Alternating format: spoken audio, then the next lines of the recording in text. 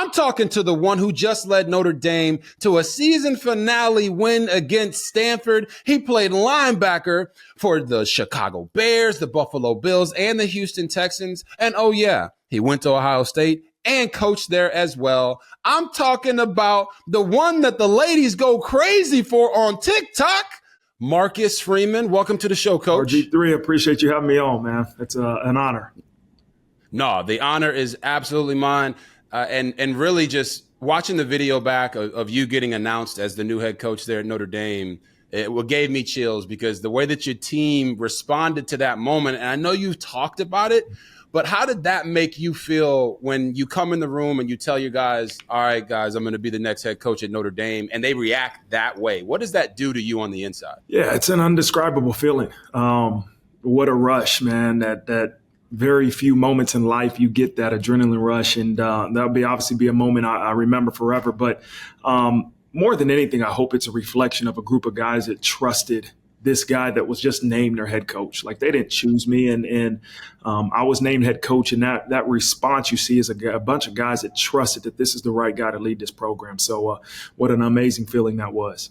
No, it was phenomenal to see. And when you guys come out now and you win this game against Stanford, 56-23, just what was the biggest difference for you in last year's performance of the team and then coming into this year? Well, I think as you look back at the Stanford game in particular last year, we had lost 2 games in a row to start the season. We lost Ohio State and Marshall, and I'm sitting in my office. I don't know if we'll ever win a game. Then we win 3 in a row, and I'm like, I figured it out. I got it. Yep. And then we lose to Stanford 14-16. And that was just a difficult moment because that game means so much to this university. You talk about 2 similar universities and the values it has in its education, the athletics program, and it's a rivalry game for us. We play for the Legends Trophy, and to know that we failed that game, that was a big motivation for mine as I led this team this week in preparation for this Stanford game. I wanted the guys, there were guys that weren't here when that happened. There were guys that, that truly didn't understand, and my job was to make sure they understand the importance of this game and what it took to have success. And so to be able to come out on the right side of this year and the way we did it was a really fulfilling feeling. No, you say that, and it just brings back memories for me of, like, I call it get your bike back games. Okay, 2010, we got shellacked by TCU. It was a bad experience. We're walking off the field, fans are heckling us and everything. So we come back in 2011, first game of the year on national TV on a Friday, and we got our bike back. We went out. We didn't blow them out like you guys did to Stanford, but we got up on them quick, then had to come back late in the game and win after we gave up a big lead. But I know how much that meant to like our guys in the locker room, so I'm more than sure for you guys it meant the same thing. But, Coach, I got to just pour some praise on you because I thought the way that you responded last year to the start that you guys had said a lot about you as a man and as a leader, that you were able to get your team back on the right track. What do you think it was that allowed you to do that and get those guys to actually still believe in the mission that you were on, going 8-4 last year, and then how that built into this year going 9-3? Yeah, I think the first thing was you had to make sure every time you walked out of this office, you had the utmost confidence in who you were as a leader in the direction of this program. Right. And although sometimes in this office you shut the door and you wonder what's going on, we're 0-2 or we're 3-3, I never wanted to portray that to the players. I wanted them to know that, hey, we're making the necessary changes we need to have an outcome that we want, but also you have to trust the things that we're doing, right? And part of that for me was evaluating why we didn't start the way we wanted to, and what were the things we changed towards the end of the season to finally finish off the season last year at 9-4 in a bowl game victory. And so I took those lessons that I learned as we go into this year, and we obviously had a great quarterback in Sam Hartman, and we start off the season 4-0. Right. Then we lose a tough one to Ohio State where there's so many plays in that game. If you make one of them, the outcome is different. And then we go and we beat Duke in a tight game that came down to the last second. And then we lose to Louisville. And at that time, we didn't know Louisville was going to be the Louisville that it was right now. And then we lost another one to Clemson. And the thing that I'm continuing to evaluate is, like, what we have to do is become a program that wins those close games. right? We can't lose to a really good Clemson team that their record maybe at the time didn't reflect that. But I remember talking to Coach Sweeney before the game, and I said, the reality is you guys are 3 or 4 plays away from being 7-1 instead of 4-4. And he said, I know. He said, I know. And our job, though, is to make sure we win those close games. We don't lose to Ohio State by 2. We don't lose to Clemson by 8. And those are the things that I'm always evaluating. How do we make sure it's cause and effect? You know what I mean? It's cause and effect, and we got to make sure we have the right calls to get the effect we want. No, I mean, you're spot on there. And watching you guys throughout the year, I felt the same way. And this, having played played football and now being a great coach yourself, it's always 1 or 2 plays that can really determine a season. And I think for you, Dave Clawson came out, I think it was last week, and he had some things to say about Sam Hartman, the quarterback that you guys have, and how you only dated him for a little bit, but you guys love him, right? So for obviously give you the opportunity to respond, like, what was your thoughts of what Coach Clawson had to say? I got a lot of respect for him. We got a chance to visit pregame, and we actually talked after the game. He is a wealth of knowledge. I got a lot of respect for him. Again, he's on the other side of an opportunity we were able to capitalize on. And so I'm just proud of our team. I'm proud of the ability to have a guy like Sam Hartman believe in what we're doing and leading this program and this offense. And so I don't have anything negative to say about him. I have a lot of respect for Coach Clawson. Didn't expect anything different from you in that answer about what Coach Clawson had to say. But it does bring into question for me, because I know you're always going to keep it real 100%, the transfer portal and how that has changed college football. What's your approach to it? I know you guys went and got Sam Hartman. You've gotten other guys through the portal. How do you try to use that to build your roster? The foundation of our roster will always be built through high school recruiting. And that's something I have a lot of pride in. But there are, core positions and needs that we have as a football program that we have to go into the portal and really get those needs that we have. And so that's where it's beneficial for us to be able to be very specific in the needs we have. Now, the other side of that is losing your players to the portal, right? And that's never an easy thing. I love every one of these guys dearly, and to see them go is not an easy thing to do. But as I tell them in my office when they tell me that they're deciding to leave, is that I'll always support you. I might disagree with your decision, but I'll always love you and support you. And so, it just wasn't something for us back when we played that we had that option. Right, it wasn't a transfer portal. You had to sit out a year if you did transfer, and now there's the option, right? And there's a lot of pros to it, right? But then there's the cons of, a lot of times, at times when things get uncomfortable and things get hard, and you have to wait a little bit to get that gratification that you want. There's that portal that you can go hop into and try to go find another road, another university. And as I tell them, there's bumps in every road you go. Right. It isn't going to be easier just because you choose a different university. There's going to be challenges everywhere you go. And so don't make that decision based off you think there's an easier opportunity. Right. Make that decision because you think this is the right one for you. Exactly. And I understand both sides of it. Right. As a player, maybe you go somewhere. I know when I was in college, if the portal was available, there would have probably been some teams that tried to pluck me away from Baylor. Now, Baylor was the best thing that ever happened to me and my family. My journey ended up the way that God had it to be, just like your journey is going to end up the way God has it to be, and Sam Hartman and everyone in between.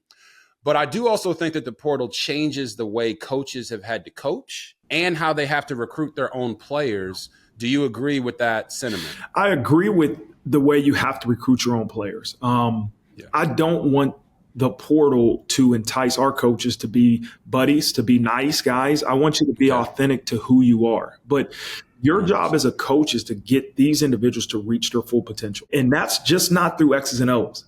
It's through relationship building. And if you can build that trust, now the player will understand that, hey, this coach has my best interest in mind and I will reach my full potential no matter how he coaches me. But I don't want the threat of a young person leaving our program to make us unauthentic. right? We have to be authentically who we are. At the same time, have that relationship with those players. I think that's where it's at. I think it's the relationship building that I think has actually increased due to the transfer portal.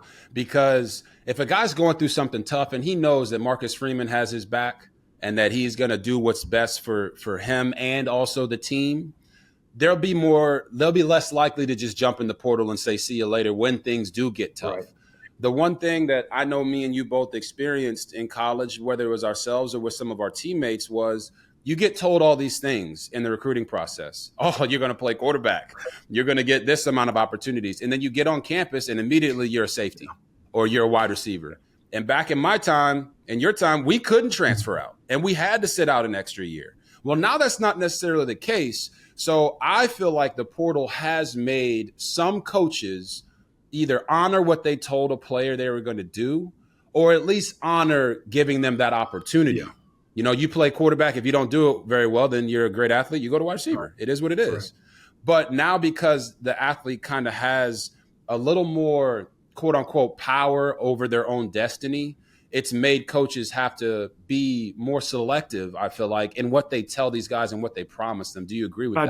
I do. I think the core value you're talking about is honesty.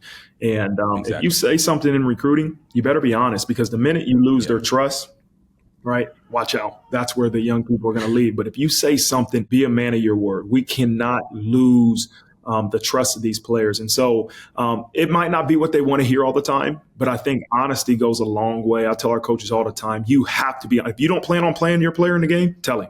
If you want to get him in the third series, he better be in a third series, because if you lose that trust and you tell him something, you're not honest, and you lose that trust, it's really hard to get it back. Yeah, and I think you articulating that, it was so perfect, because that's where the game has to be. And I feel like that's where it was lacking just a little bit. And now you take the transfer portal and you pour NIL on top of it. Just what's been your approach to NIL, and how does that kind of change the dynamic of college football altogether? Yeah, I think the reality is that everybody talks, you know, and there are no secret conversations, and you have to be honest, and you have to make sure that, you know, every conversation you have as a coach or the NIL opportunities that your players make are going to be communicated. And you got to make sure it's fair. You got to make sure it's right. And, you know, I think that is a unique dynamic in terms of college sports now, where the business side is coming into play, right? Is that players are making decisions based on what schools provide NIL opportunities for them to capitalize off of. And listen, I don't complain about it, because I think Notre Dame is a unique place where you're going to maximize your name, image, and likeness because of the brand, because of the recognition that we get being at Notre Dame. And so I don't complain too much about it, but it is a part of sports. And you're 100% right. And it's a big reason why you guys were able to bring in a guy like Sam Hartman. But do you think that the college football game itself is better or worse because of the transfer portal and NIL? For the players, I think it's better, right? I think they're able to maximize off of, you know, sometimes the most elite status they have in athletics, right? Sometimes guys in college are at a status that is way above what they're at in the NFL. And for those players to capitalize off of it during college, good for them, right? And I'm sure you would have been a guy that the name, image, and likeness opportunities for you would have been through the roof. But is it better for our sport? I don't know. Not when you have young people making decisions based off of where they can get the most NIL opportunities. That's where college sports has really kind of taken a turn. I'm always receptive to the idea and having those conversations, because I think it's okay to have like a disagreement or a differing of opinion. I, for one, believe that college athletics has taken advantage of student athletes for many, many generations. So this is kind of just the system correcting itself a little bit. But the one thing that I have noticed is there's a feeling from what I watch on tape and what I see, that there's more parity in the game right now of college football because of the transfer portal and because of NIL. It almost feels like free agency every single offseason for you guys with the way the guys are changing rosters and going to different places. I mean, I saw JT Daniels, quarterback. I think he's played for like 10 teams. You know, he bounced around everywhere, going to Rice and West Virginia and Georgia and USC. And I'm like, man, how many times can these guys transfer? I'm looking at rosters and I've called games for 3 different dudes at 3 different schools. That part of it has been a little worrisome for me. And the question I have for you on top of that, because obviously I'm making that statement, you're not. The question I have for you is, I feel like I had a college home. You probably feel like you have a college home with Ohio State. Why does it feel like the guys in today's game, they can get away from actually having that home? Yeah, I truly understand that. You know, it's funny. It's like some of these guys that transfer multiple times, if they go to the NFL, what school are they going to say when they do their introductions? You know, that I don't know what that answer is going to be. But, you know, that camaraderie, that brotherhood that you develop in a locker room over time is something that can be unbreakable. Right. And that at times is what you lose when you get guys that transfer year after year or for 1 year. How do you build that brotherhood where, to me, there is power in that, right? Is that when you have that bond and love with your teammate for that school, that, you know, when things get really, really hard, you find a way to fight through it. And so that's where, you know, not being at a place for a long time can really hurt a program. You said that beautifully. It's something that I've had conversations with coaches while I'm on the road this year calling games. And, you know, some are more willing than others to answer. Some aren't. But it is something that does concern me about college football and these guys actually having a home. So now for you guys are moving forward, had a successful year. You won more games this year than you did last year, which is always the goal. What's your pitch? And I don't want to say pitch, but what's your pitch to guys like Sam Hartman and other guys that you have on your roster going into this bowl game that you're going to have to come back and continue to finish it strong? Because in today's game, we see a lot of opt-outs, people taking care of themselves for the NFL draft, whatever it may be. But I feel like your approach is a little different, and you want those guys to finish it out and not have like a completely different roster when you get to the bowl game. What's your pitch to Sam Hartman to come back and play in the bowl game? This is what I told the team in a team meeting. I always start with this, is that, you know, I love you, and everybody's going to make a decision that's best for them. But my job as a head coach is give you my opinion. And everybody in this room understood after we lost to Louisville, we're probably out of the chance to make the playoffs. And from that game on, there were meaningless games, right? What people call bowl games are meaningless games. And I said, what makes those games, those 5-6 games that we played after Louisville, different than this last one, right? What makes week 12 different than week 13? Because we're unique. We don't play for a conference championship. So some schools are chasing a conference championship. For us, it was just, hey, we're trying to win as many games as we can. And so that's what I want them to understand. I want you to finish this thing out. I want you to finish this season out with your teammates for this program.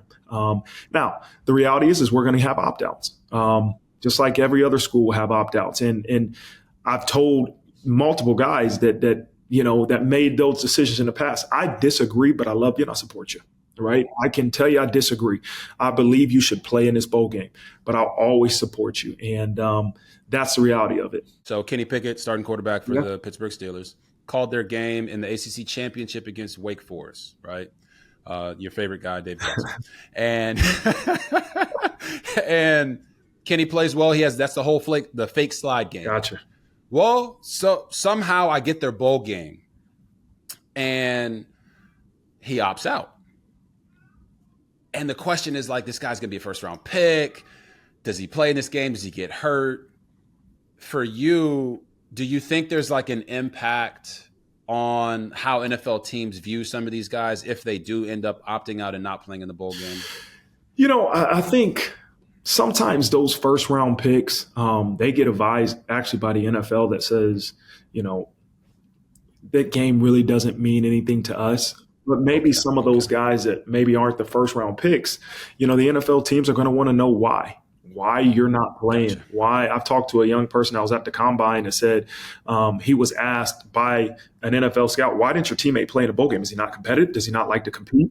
And those are questions that those guys that opt out have to answer. But at the end of the day, Rob, these guys have to make their decision. For me, I love this football program. I love this university. And I want them to feel a sense of ownership to this team and ownership to this university. We get a chance to go compete and represent Notre Dame football, right? This isn't Marcus Freeman. This isn't any individual. This is the University of Notre Dame's football team.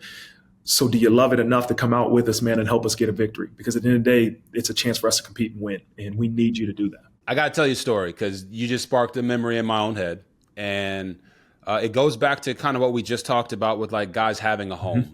And feeling like a responsibility, not just to themselves, but to their teammates and to their university. At Baylor, we won the Heisman in 2011, and I could have easily not played in the bowl game. We played in the Alamo Bowl against Washington. Now, Keith Price in that game, he was playing like he was the dang Heisman Trophy winner, but that's neither here nor there. The bottom line was I didn't have to play in that game. I was actually advised by my soon-to-be agent not to play in that game. And the reason I played in that game, Coach, was we hadn't won a bowl game in like 18 years. And I felt a responsibility to my teammates, especially the seniors on the team, that we needed to be the ones that ended that bowl drought. Now, we had played in a bowl game the previous year and got destroyed by Illinois. But in this game against Washington, I hand the ball off to our running back. His name was Jared Salubi, real shifty guy. He had an adjective. We called it, he was Salubanized guys because he would shake them out their cleats, right? I hand the ball off to him on a typical zone read, and I know you've experienced this. The quarterback sometimes can become the lead blocker just based off the way the play is run. So I handed off to Salubi, and the reason I became the lead blocker, Coach, was because we almost fumbled the exchange. So I'm running behind him, making sure he doesn't fumble the exchange, and he Salubanizes the guy, and all of a sudden, I'm in front of him. Now, in that moment, I could have easily just said, you know what? I'm probably going to be a first-round pick. I'm going to go ahead and shut it down and get out the way. But instead, I decided to block the safety, and I don't mean block him like, just get in the way. I actually dove to try to cut block the safety, ended up springing Salubi for a touchdown in the game that was, it was a deciding factor in us winning that football game. No one really says anything about it. I'm pumped up. I'm excited. Quarterbacks don't block, right? So when we get an opportunity, we love it. And after the game, I'm talking to Coach Browse, and he says, you didn't have to play in this game, but it was reminiscent or the epitome of who you are as a player and why this team loves you because you put it all on the line for your guys. For you, do you feel like you could have those same types of stories for guys like Sam Hartman and other players that you have on your roster that they'll be able to look back on and say, I'm glad I played in that game because that memory that I created with my teammates will last forever? Yeah. I think listen to that story, man. There's no surprise, no secret why you were so successful. Your team was successful when you were the leader. That leadership is so important. And when you have a Heisman Trophy winner that has that example, others tend to follow. There's very few leaders like yourself that are in every college football program. But when that leader says, this is what I'm going to do, you see people that are on the fence, they tend to follow. And that's something that you could see happening with a guy like Sam Hartman, with some of our leaders that we have on this team, that people that don't quite know what they're going to do are going to follow the lead of those guys. And I told him this. I thought back to my last game in college where we weren't playing for a national championship. It was the Fiesta Bowl. And I remember every minute, right? And those were moments that you don't forget. Now, at that time, nobody opted out, but I'm sure glad that I did do that. And everybody else has their own story, their own opportunity. But for me personally, I'm glad I was able to do that with my teammates for my university. And we didn't win, but I would never change that for anything. And so I know people might hear to say, hey, well, you aren't going to be a first round pick. That's true. But our first round pick played in that game too. So there you go. But yeah, that to me is just a great example of leadership and really the snowball effect a leader can have. No, that's amazing story, and I agree with you wholeheartedly there. One quick question about the portal that I also find fascinating. For you as a coach, you have these guys, you said that your program is built on high school recruiting, right? Because that's what's going to be the thing that keeps the influx of talent. And you can kind of pluck from the portal positions of need. When you do end up getting a guy from the portal, how does that impact the young redshirt freshman at that position that you actually truly believe in will have a great future, but now he's going to have to take a back seat to this grad senior or junior that you bring in that you know can start right now. How do you manage that from a relationship standpoint with the guys on your roster versus the guys you're bringing on your roster? I think about the quarterback situation. And last year, when I had an honest conversation with our quarterbacks that we were going to bring in a grad transfer, a fourth quarterback, we had one that decided to leave and then another one that decided to leave after spring. But I think you still have to be honest, right? And that here's my belief in you. Here's why we're going to bring in a guy at this position, right? Here's why. We need a fourth quarterback and we're going to try to find, it's only right, the best one that fits this football program. But that does not reflect the way I feel about you. That is a different situation. Here's how I feel about you, and I have a strong belief in you, and you will get an opportunity to continue to compete for the job. And so that person might say, Coach, I'm leaving.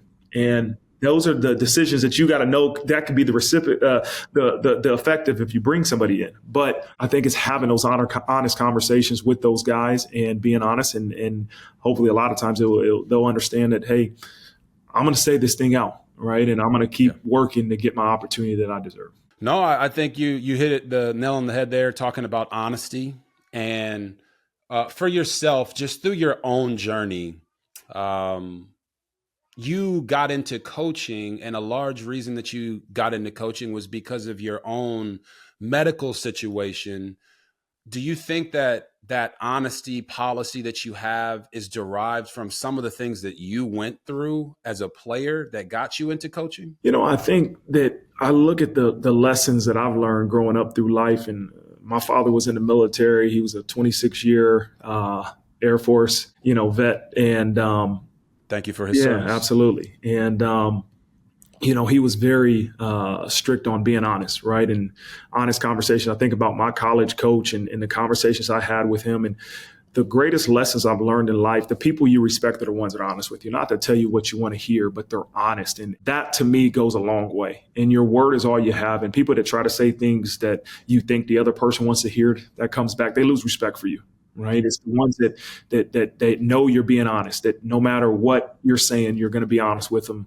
That to me is more important than anything. And so that's how I was raised, and that's how I'll continue to lead in this program and forever in my future. I lean on my own parents, combined 34 years of service in the Army, both mom and dad served. So I know that military lifestyle, and I understand being what we call a military brat. And for me, I just wonder for you, because your career was cut short, if you don't mind sharing with the viewer why your career was cut short, and then I'll continue to go in this direction. Well, everybody wants to know the story of how I got into coaching. And I think the great story is that, man, I was playing in the NFL. They found an enlarged heart valve, and my career was cut short. I had to go into, coaching. But the reality is, I was on 3 teams as a rookie. And I was cut. I was a 5th-round draft pick, was cut from Chicago, picked up right away by Buffalo and waived 2 weeks later, and I finished in Houston. And I remember partly through that year I was in Houston, I called Coach Truss, my college coach, like, this is my 3rd team in 1 year. I've had a couple knee surgeries. Maybe this time has come to an end. And his advice was play as long as you can. Play as long as you can. And when the league tells you no more, if you want to get in the coaching, let me know. Well, I went to go sign with the Colts, and at the physical, they found an enlarged heart valve. And I had just been at the combine, months prior, and they didn't find anything. But to me, it was a sign from God, like, hey, man, enough is enough. I called Coach Tressel right away. And the reason I got into coaching, because I just love the game of football. Right. I was on practice squad for a couple of weeks in the NFL, and I really enjoyed the game, even though I knew I wasn't going to play. And, then you get into coaching, you think it's just because it's the game of football. And then you realize the real satisfaction you get out of it is when you see young people have success. And that was the lesson I learned right away, is I do this because I want to see young people have success. And that's where you get your greatest, satisfaction from. 100%. And this personally because you had to give up the game against your own will. But for the guys that are in our fraternity of players who are trying to figure out when the right time to give it up is, and I don't want to say give it up, but the right time to move forward and do something else for the rest of your life, because we're not going to spend as much time, hopefully, playing the game of football as we are doing whatever else we're going to do for the rest of our lives. What message would you give them to come to an understanding and be able to push past struggling with giving up the game or moving past the game to do the next thing? What would your message to them be? Well, I think part of that is developed while you're playing the game of football. And that it's important. Like, people are so afraid they have a plan B. And I said, I don't call it a plan B. I have a plan for life after football, because football is going to end. But we can't waste the opportunity with these connections that we have while you're one of the greatest college football players there are, that you continue to find interest that you have outside of the game of football. That's not going to prevent you from being a great football player. That's the misconception. If I have a plan B or a plan for life after football, it's prevent me from becoming the greatest football player I can be. No, that's not true, right? It's just making sure that there's a plan that you have when that time comes. And then, you know what, I think for each person is different, right? Some people want to go and go and go until there is no more opportunities, period. And, you know, that's great for them. And then some people, I think, realize, all right, this is about it for me. I've tried enough. Now it's time to really transition into this next phase of my life. But everybody has to do it. But I think the greatest advice I give our players is utilize this Notre Dame network. Figure out the interest you have so that you can develop this plan for life after football. And whenever that time comes, you already have an idea of what you want to do. Oh, that's beautifully said. And my last question is a two-parter. This year, you guys aren't in the running for the college football playoff. And you know that. We mentioned that earlier in this conversation. But next year, it's going to expand to 12 teams. One, do you like the expansion? And then the second part of that question is, for a team like Florida State, who just lost their quarterback in Jordan Travis, if they win the ACC championship, do you think that the committee should leave them out just because of that injury? One, yes, I do like the expansion of 12-team playoffs. Like, you love, you think about March Madness and that excitement around there. Awesome. And the more opportunities that you'll see teams have to make a run at this national championship, the better. I think it's going to be great for college football and everything that encompasses it. I think what the committee's able to see is you got a 2-game resume. Right. And they were able to beat a good Florida. I know Florida's, and maybe their record isn't what they aspired to be. It's a good football team. Right. And they're going to play a good Louisville team. And then the college football committee is going to have to say, okay, does this undefeated, if they beat Louisville, Florida State team that has beaten these two teams without their starting quarterback, do they deserve to be in the playoffs over maybe a one-loss team? Right. And I think they'll have a hard time of keeping them out. I agree with that, Coach. And thank you for answering the question and not avoiding that. You've been amazing in this conversation. And I believe that next year you guys will be in the running for that 12-team playoff. And I know that you're going to go to bat here in the offseason to build your roster the right way and continue to develop your guys. And I thank you for joining RG3 and the Ones. It's been an amazing conversation. It's been great, man. Let's do it again soon. Oh, certainly going to do it again. I could ask you a billion more questions, but I appreciate the open honesty. And like we said, you're a real dude, and I think your team sees that. And guys like you, I know that you're at Notre Dame right now. I know you're at Notre Dame, and you're completely focused on Notre Dame. But I think guys like yourself have a bright future, even if you were to make that jump into the NFL, because we need more real men coaching in the NFL outside of some of the coaching carousels that we've seen as of late. And I think that you connect not just with young men, but with older men who are trying to support their families as well. So I don't know if that's a goal of yours or a mission of yours, but I'm speaking it into existence right now because I think you do a phenomenal job in the NFL. Coach. Well, I appreciate that, man. Let's make sure the first thing you speak into existence, that 12-team playoffs, all right? There you go.